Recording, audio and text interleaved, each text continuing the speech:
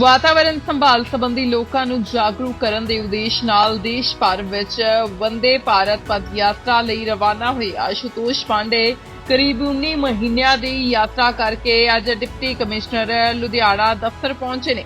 इस दौरान आशुतोष ने दस्सिया उन्हां दी पद यात्रा 4 दिसंबर 2022 में शुरू हुई थी। 19 महीनों का सफर पूरा करके वो इत्थे पहुंचे ने।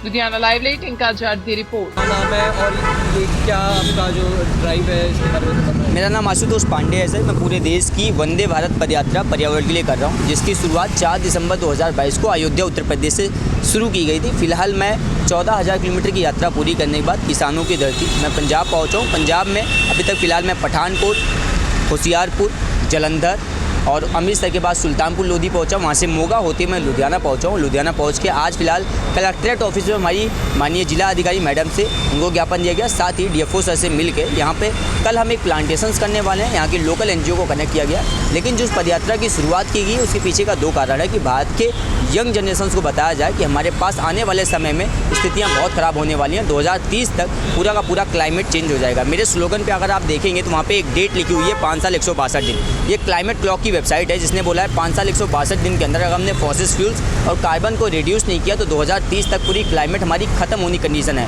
सिर्फ पंजाब की बात करें तो पंजाब में अभी हमारी संत सीचेवाल जी से मुलाकात हुई थी। उनके द्वारा भी ये मानना है कि 2033 तक लगभग पंजाब में पूरा वाटर लेवल ख़त्म हो जाएगा अगर आज हमने एग्रो फॉरेस्टिंग को प्रमोट नहीं किया और साथ में हमने किसानों को साथ में लेके बहुत बड़े लेवल पे प्लांटेशन और इन्वायरमेंट को बचाने के लिए काम नहीं किया। तो उसी चीज़ को लेकर फिलहाल मैं 21 राज्यों में पैदल चल रहा हूँ। 21 राज्यों के माननीय मुख्यमंत्री से, पर्यावरण मंत्री से, शिक्षा मंत्री से मुलाकात करते हुए उनको शिक्षा व्यवस्था के मेन स्ट्रीम में एक एजुकेशन पॉलिसी बना के लाया जाए ताकि 10,000 स्पीसीज़ की स्टडी करते हुए बच्चों को ये बताया जा सके कि हमें कौन सी स्पीसीज़ कहाँ पे प्लांट करनी है और कौन सी स्पीसीज़ ख़त्म हो जा रही है जिसकी तरफ हमें उनको बचा के रखना, जिससे हमारा क्लाइमेट चेंज जो हो रहा है बहुत तेज़ी से वो उसको बचाया जा सके। अभी कितने किलोमीटर आप कवर कर चुके हैं? फिलहाल मैं 14,000 किलोमीटर की पदयात्रा कर चुका हूँ सर। उसमें मैं उत्तर प्रदेश, बिहार, झारखंड, छत्तीसगढ़, उड़ीसा, आंध्र प्रदेश, तेलंगाना, तमिलनाडु, केरल, कर्नाटक, गोवा, महाराष्ट्र, गुजरात, मध्य प्रदेश, उत्तराखंड, हिमाचल के बाद मैं लद्दाख से मैं कश्मीर आया, कश्मीर से मैं पंजाब पहुँचा हूँ। कहाँ से शुरू कहाँ से की थी आपने? अयोध्या उत्तर प्रदेश से। ये आपके माइंड में कैसे आया ये? मैं दिल्ली में था, मैं एजुकेशन डिपार्टमेंट के लिए काम कर रहा था। कोविड समय आता है जब पूरे देश में क्राइसिस मची हुई थी पूरी दुनिया में और उसी वक्त मेरे कुछ नहीं प्राइवेट लिमिटेड कंपनी के लिए काम करते थे। हम लोग यूपीएससी से एग्जामिनेशन की तैयारी कराते थे, लेकिन उसी टाइम मेरे आंखों के सामने कुछ लोगों की डेथ हो जाती है। एंड दैट टाइम आई वो रियलाइज़ कि पैसे से कहीं ज़्यादा इंपॉर्टेंट ह्यूमन वैल्यूज़ है। अगर आप एज ए यूथ एक क्लाइमेट चेंज को लेकर काम कर पाएँ तो उससे बड़ा कोई नोबल कॉज नहीं होगा।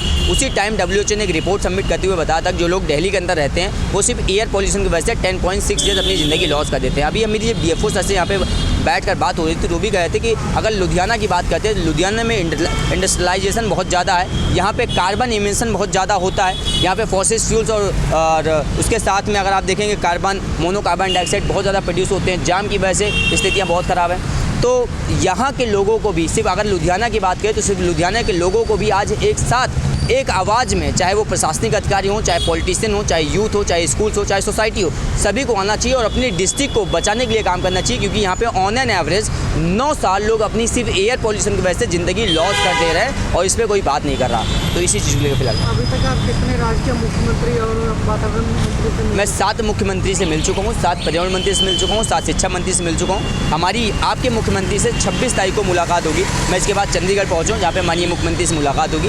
आपके यहाँ जल संचार मंत्री जम्पा जी से हमारी मुलाकात हुई। उनके बाद फिर हमारी राज्यसभा सांसद संत सीचेवाल जी से मुलाकात हुई और अब माननीय मुख्यमंत्री से मिलने के लिए मैं चंडीगढ़ पहुँचूँगा। अभी तक जितने भी मंत्रियों से आप मिले, लग रहा है कोई पर्यावरण को लेकर? अगर सिर्फ आपके जम्पा जी से बात करें, केवल आपके प्रदेश की बात करें तो उन्होंने उसको फेसबुक पे लाइव भी किया और लाइव करने के बाद उन्होंने तो आश्वासन दिया कि आप जो काम कर रहे हैं उसको प्रॉपर एक कैलकुलम बनाइए। उन्होंने पंजाब यूनिवर्सिटी के कुछ प्रोफेसर से बात करने के लिए बोली कि आप इनसे बात करिए और इनसे बात करने के बाद एक प्रॉपर कैलकुलम बनाइए जिसको हम पंजाब सरकार के साथ मिलकर इसको एजुकेशन पॉलिसी के मेन स्ट्रीम में लेके आए और युवाओं को इन्फ्लुएंस करते हुए पंजाब को बचा सकें। अभी तक आपका क्या एक्सपीरियंस रहा है? 14,000 किलोमीटर आपने ट्रैवल किया है, क्या एक्सपीरियंस रहा है और कैसा कॉन्ट्रीब्यूशन रेजिडेंट्स के थ्रू आपको मिला? बहुत एक्सेप्टेंस बहुत कम है सर देश में। अगर हम मनी, फेम, पावर और प्लेजर की बात करते हैं तो वहाँ पे क्राउड बहुत ज़्यादा देखने के लिए मिलता है। बट आप इन्वायरमेंट की बात करते हैं तो वहाँ पे कम है। लेकिन 2023 और 2024 जब हीट वेव बहुत तेज़ी से जनरेट होना शुरू हुई तब कहीं ना कहीं किसी न किसी तरीके से कम्युनिकेट होना शुरू हो चुका है सोसाइटी में। तो जो एक्सेप्टेंस है ना वो क्लाइमेट चेंज होने की वजह से अब आना शुरू हो चुका है। मैं राइट टाइम पे पैदल चल रहा हूँ इसके लिए, लेकिन 2030 तक मुझे लगता है कि देश कम्प्लीटली इसके लिए डिवोटी होना शुरू हो चुका होगा। पंजाब में और स्पेसिफिकली लुधियाना में बात करें तो यहाँ पे बुड्ढा नाला को लेके बहुत इशू है। अगर आप एनवायरनमेंट के लिए ड्राइव कर, मैं कल वहाँ पे जा रहा हूँ, कल मैं वहाँ पे विजिट कर रहा हूँ और वहाँ पे विजिट करने के बाद आज मेरे जब मैं यहाँ पे संत सीचेवाल गुरु से मेरी मुलाकात हुई थी तो उन्होंने भी मुझे सजेस्ट किया था कि आप वहाँ पे जाइए। कुछ दिन पहले उन्होंने वहाँ पे प्लांटेशंस किया और इसी चीज़ को लेकर भी मेरी DFO से भी मुलाकात हुई। वहाँ पे हमारी उनसे बातचीत हुई कि वहाँ पे कैसा है, तो उन्होंने बोला कि आप वहाँ पे विजिट करिएगा। तो कल मैं वहाँ पे विजिट कर रहा हूँ। विजिट करने के बाद वहाँ की क्या कंडीशंस रहेंगी और वहाँ पे कौन सी टेक्नोलॉजी काम कर सकती है और कैसे उसको हम बचा सकते हैं, उस पर भी फिलहाल मैं कोशिश करूँगा कि उसके ऊपर हम कोशिश करें और कैसे बचा सकते हैं। आपने क्या स्टडी की? मेरी PCM से ग्रेजुएशन कंप्लीट हुई थी। इसके पहले मैं पिछले 7 साल से दिल्ली में ही जॉब कर रहा था और 2017 में मैंने अपनी जॉब PCM से ग्रेजुएशन कंप्लीट करके मैंने BSc कंप्लीट कर दी। तो आप लुधियाना के बाद कहाँ? लुधियाना से मैं चंडीगढ़ निकलूँगा, चंडीगढ़ से फिर मैं हरियाणा जाऊँगा सर।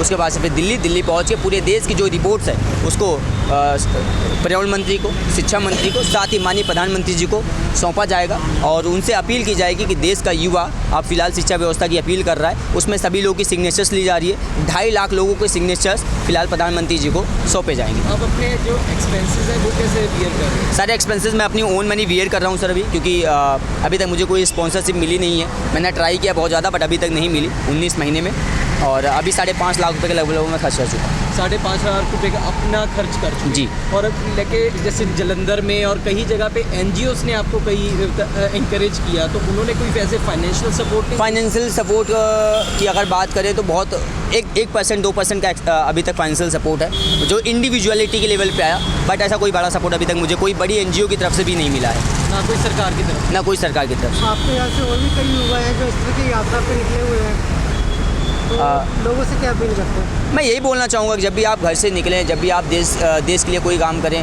तो अपने आप को कम्प्लीटली डिवोटी होकर अपनी मदरलैंड को समर्पित होकर काम करना चाहिए। जातिवाद से ऊपर निकलना चाहिए, क्योंकि आज इस देश में 142 करोड़ लोग जो हैं, उन 142 करोड़ लोगों को इंटरटेनमेंट के साथ में उनको नशे की तरफ इतना ज़्यादा लेके चले जा रहे हैं और उनकी मानसिक दृष्टिकोण को इतना बेकार कर दिया जा रहा है कि वो सिर्फ आपस में लड़ाई करते चले जा रहे हैं। हमें यहाँ से ऊपर निकल के अगर हम इक्वालिटी की बात कर पाएँ और पर्यावरण की बात कर पाएँ, जो देश की पहली प्राथमिकता आ जाए, तो शायद हम देश को बचा पाएंगे और देश को आगे लेके जा पाएंगे। आप चीज़ पर निकले हुए फैमिली का कितना सपोर्ट है? बहुत ज़्यादा सपोर्ट है। शुरू के 3 महीने तक कम था, बट एक टाइम के बाद जब उनको लगा कि मैं राइट टाइम राइट चीज़ के लिए निकला हूँ, जब उनको ये चीज़ समझ में आई तो मुझे लगता है कि बहुत प्यार दिया। और जब मैं अपनी फैमिली को आज इन्फ्लुएंस कर पाया, अपनी फैमिली को आज मैं कम्प्लीटली शिफ्ट कर पाया, तो मुझे लगता है देश का हर युवा अपने फैमिली को तो एटलीस्ट चेंज कर सकता है। अगर आप चाहेंगे तो आपका भी परिवार बदल जाएगा। क्या करते हैं आपके? मेरे फादर गवर्नमेंट सर्वेंट है, मेरी माता जी हाउस वाइफ है। गवर्नमेंट सर्वेंट एज वो ऐसी तहसील में IGRS का पार्ट होता है जो उसका पूरा उनके अंडर में काम चलता है। मेरा छोटा वाला भाई है, वो एडटेक इंडस्ट्री के लिए ही काम करता है, प्राइवेट लिमिटेड कंपनी के लिए। तो जो अब कंडीशन है वातावरण की, क्या लग रहा है इसके लिए जिम्मेदार कौन है? इसके लिए जिम्मेदार हम सब हैं। यहाँ का एक व्यक्ति जिम्मेदार है। जो यहाँ पे गाड़ी चला के लोग जा रहे हैं, जो पेट्रोल से निकलने वाला मोनोकार्बन डाइऑक्साइड है वो इन्वायरमेंट को ख़त्म कर रहा है। जो लोग चाय की दुकान पे बैठ के सिगरेट पी रहे हैं, प्रधानमंत्री, मुख्यमंत्री, जिला अधिकारी, सांसद, विधायक सबको गाली दे रहे हैं, वो भी उसके जिम्मेदार हैं। हम चाहे इतना ही कॉन्ट्रीब्यूट करें, बट किसी न किसी लेवल पर कॉन्ट्रीब्यूट कर रहे हैं। तो अगर हम कहीं से भी हमारी वजह से इन्वायरमेंटल क्राइसिस आ रही है तो हम रिस्पॉन्सिबल होने चाहिए कि हम उसके लिए उसको कैसे भी करके बचाएं। 140 करोड़ लोग इस देश में, कोई बड़े स्तर से है तो कोई छोटे स्तर से, बट रिस्पॉन्सिबल सबको है। और ये किसी एक इंडिविजुअलिटी की बात नहीं है, ये कलेक्टिव अकाउंटेबिलिटी के लिए बात है कि 140 करोड़ लोगों को एक फ्रेम में जातिवाद से ऊपर निकल के, धर्म से ऊपर निकल के एक फ्रेम में आके पर्यावरण को बचाने की बात करनी चाहिए। तब देश को हम नई दिशा दिखा पाएंगे और एक बेहतर भविष्य की, एक बेहतर भारत की हम कल्पना कर पाएंगे। एक तरफ आप लोगों को जागरूक कर रहे हैं, दूसरी तरफ जो सरकारें हैं विकास के नाम पे पेड़ों को काट रही है, जंगलों को काट रही है। ये